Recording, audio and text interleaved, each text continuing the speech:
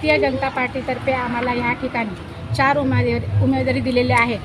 उमेदवारी देत असताना आमच्या सर्वांचे लाडके रामचंद्र ठाकूर साहेब, प्रशांतदादा ठाकूर साहेब तसेच परेशदादा ह्यांच्या विश्वासावर आम्ही आज या ठिकाणी मत मागत आहोत. कारण आमची जी कामं आहेत ती कामं सर्वांनाच माहीत आहेत.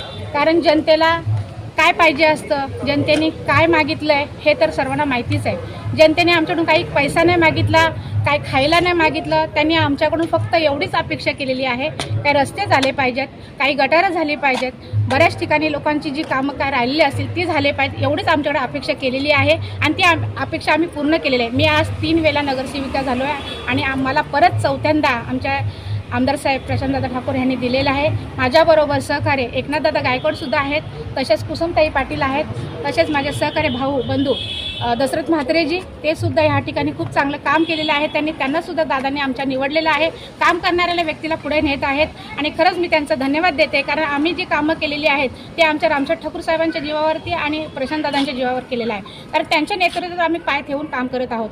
जे काही कामं असेल, लॉकडाऊन असेल, कधी या ठिकाणी तर आम्ही बघितलंच असं लहान मुलांना कसं आम्ही जसं लहान मुलांना शिकवतात तसे आम्हाला रामचंद्र ठाकूर साहेब असतील, प्रशांतदादा ठाकूर असतील हे आम्हाला शिकवत असतात. कुठलाही काम असू दे, मग तो महिलांचा असू दे, पुरुषांचा असू दे, आम्ही काही बोलून दाखवत नाही. काही आता उमेदवार उभे राहिलेले आहेत तर त्यांच्याकडे काहीच नाही आहे सांगायला. ते फक्त आमच्या बदनामी करत असतात. बदनामी करायची कोणाची हे तर त्यांना माहिती पाहिजे.